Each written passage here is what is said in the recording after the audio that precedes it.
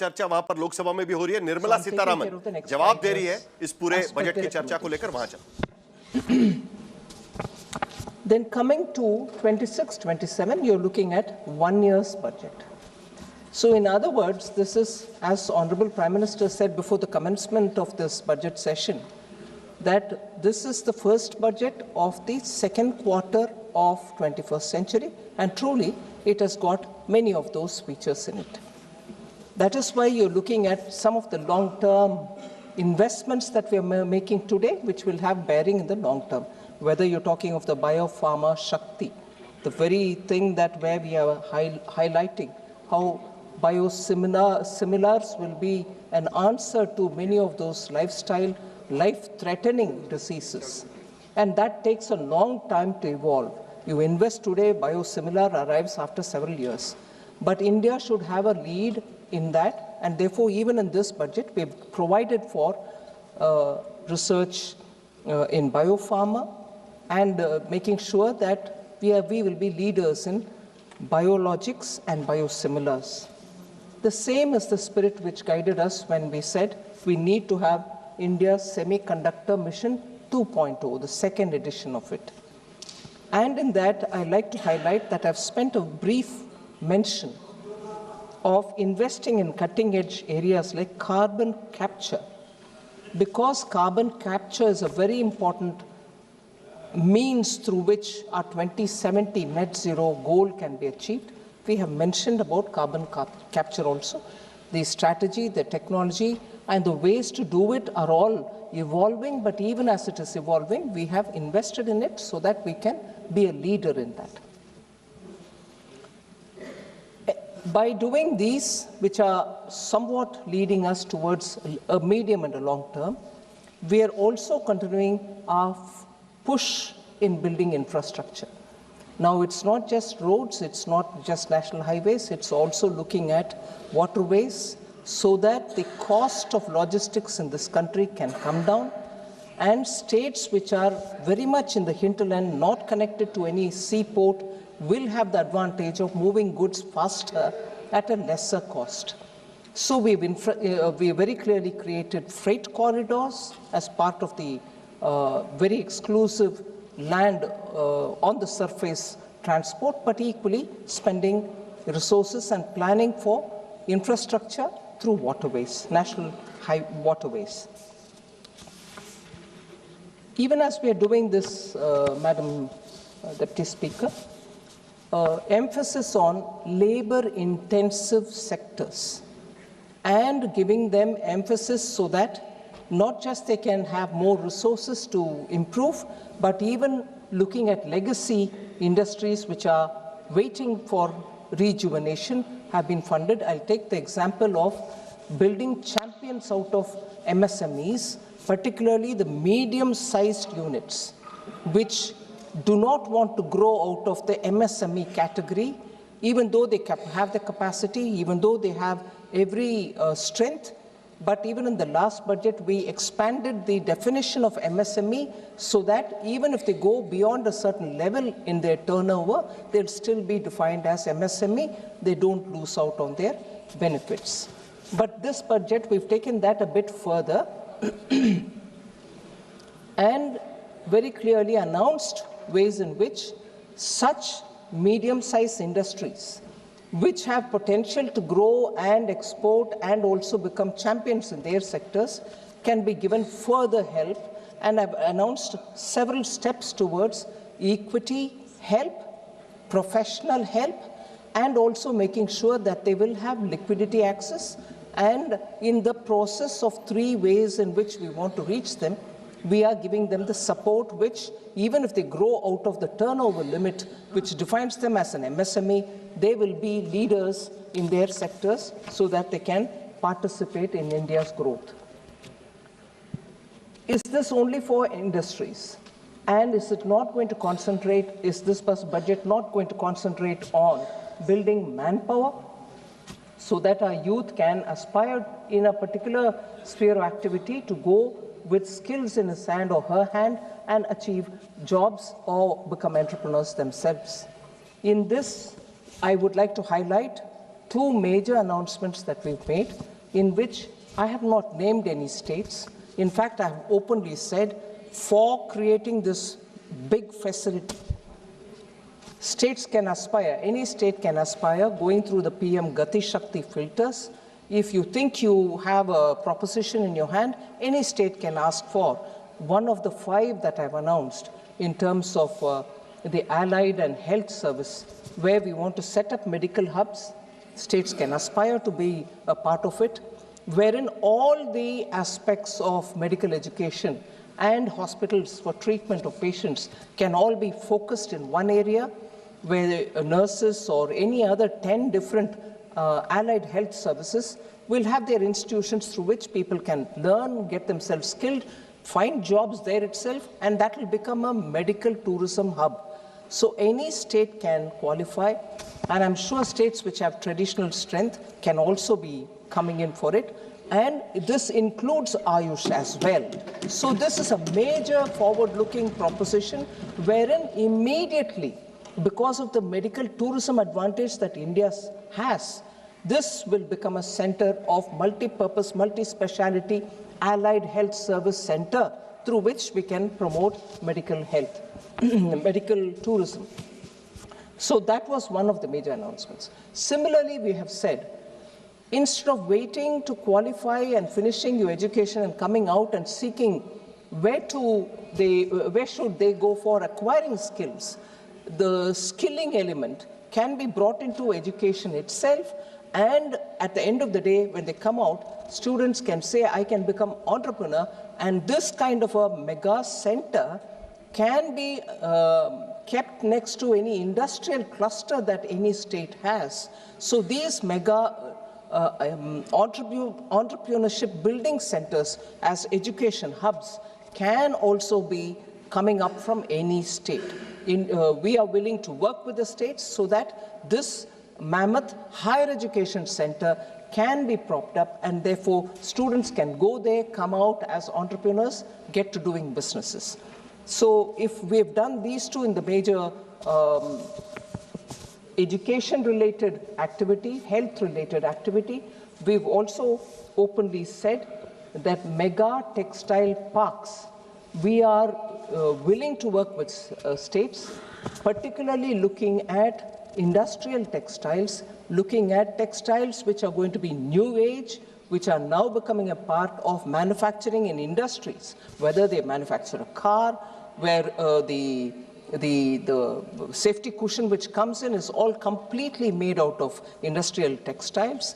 So these kind of new age textile requirements can also be produced. So these are major announcements, and I welcome any state which wants to come into this area. The center is willing to work with them and promote it. If this is all being done at the level of youth and students and larger centers where jobs and education can go together, health and education can go together, health and providing services to patients who come from different parts of the world come together. We are also placing emphasis in animal husbandry, fisheries, to make sure that in every district you get the facilities for a veterinary surgeon, veterinary hospital, testing labs, so that animal husbandry can be given that priority immediately in the rural areas. So farmers or those who are not farmers who want to get into animal husbandry can also benefit.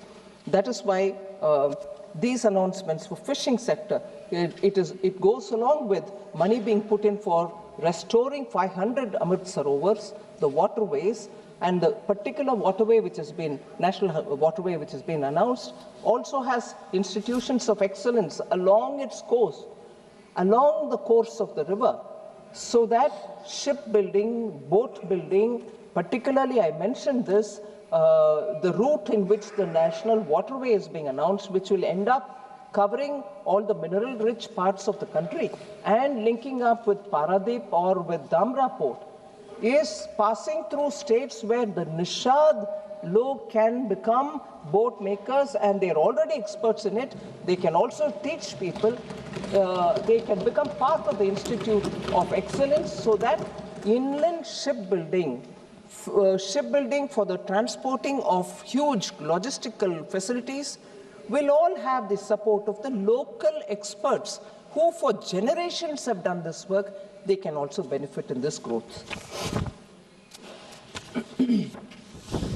Equally, ma'am, as I said, not just helping the MSMEs which are new, but also the old and legacy industries, 200 legacy clusters which have been known for decades as those places which supported MSME, and from there they produce and export. It can be any of them. It can be Ludhiana, it can be Jalandhar, or it can be Kanpur, or it can be centers near Bihar, it can be anywhere in Bengal. So any legacy cluster, 200, we have volunteered that it can be funded, upgraded, given the modern instruments, hardware, software that is required, we will be undertaking that. Other than also providing for girls' hostel in every district, so that girls do not hesitate to take up to science education, which requires long-term, long hours to be spent in the colleges and universities. All of them, not just the girls' hostel, but the training, the internship, and the kind of programs that we're looking at education centers are all with AI provisioning. So AI education is not anymore kept at elite levels. It's going to be available for all our young.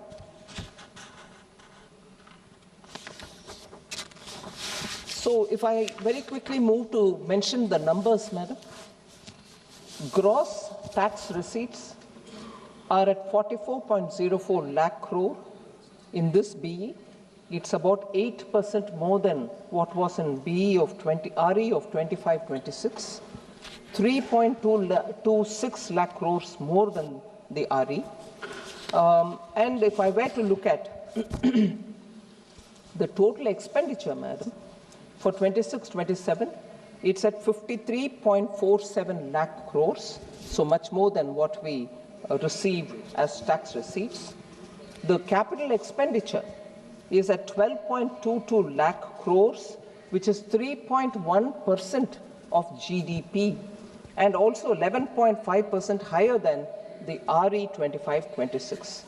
Of this, I'm glad to say, on the recommendation of finance ministers from the states who met me before the budget preparation, which is a normal calendar event which before every budget I meet up with the state finance ministers, on their recommendation and accepting their recommendation, capital expenditure grant that we grant, call it loan without interest for 50 years, which eventually would be equivalent to a grant, has been increased on their request to 2 lakh crores under SASKI, and that is very much for their capital expenditure. Many states have actually shown that some of the signature projects of their states have been completed over the years since 2021, when we have been giving them SASKI, 50 years interest-free capital expenditure, money which goes to the states. So with this, the effective capital expenditure, although I said capital expenditure is 12.2 lakh crores, the effective capital expenditure, which includes the grants that I give to the states as well, is 17.1 lakh crores, which is 4.4% of the GDP, which goes only to build India in the states and everywhere else, union territories and so on. So states and union territory put together for the capital expenditure, 17.1 lakh crore is being given effectively.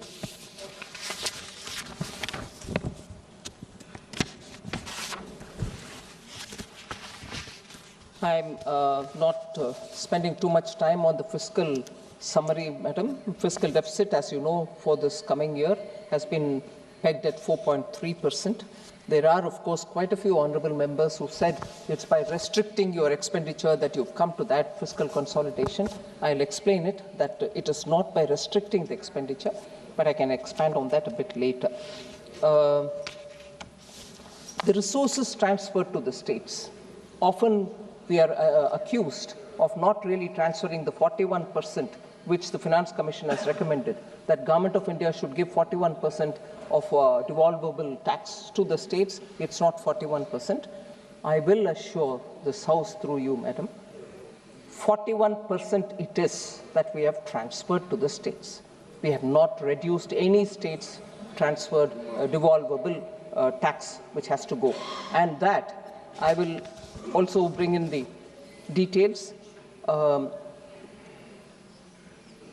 Total resources to be transferred to the states, including the devolution of states' share in taxes and releases that are made under the centrally sponsored scheme in 26-27, the coming year, is estimated to be at 25.44 lakh crores. इतना पैसा states को जाएगा इस साल, आने वाले साल, 25.44 lakh crores. This entails an increase of 2.70 lakh crores. ये पिछले इस साल जो मार्च तक है, उस साल से कंपेयर करते हुए अगर हम देखें तो 2.7 लाख करोड़ का इंक्रीज है 25-26 में और 3.78 lakh crore more than the actuals of 24-25. So इतना स्पष्ट इंक्रीज स्टेट्स को जा रहा है. और इसके साथ साथ मैडम क्रेडिट अवेलेबिलिटी कैसा है?